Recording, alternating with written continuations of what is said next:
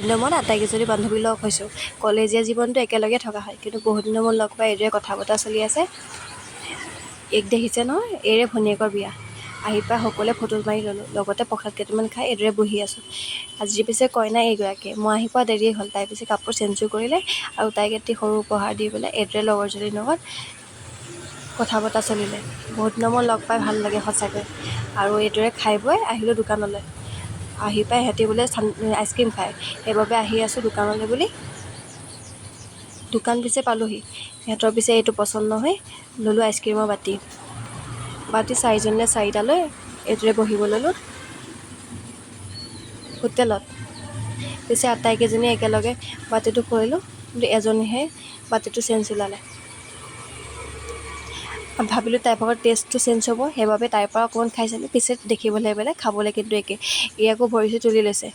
সোনকালে আদায় কৰি মোৰতো আকৌ বিচাৰি আছে। বন্ধুত্ববিলাক সঁচাকৈ বহুত ভাল লাগে দেই। আজিলৈ ইমানতে সামৰিলোঁ।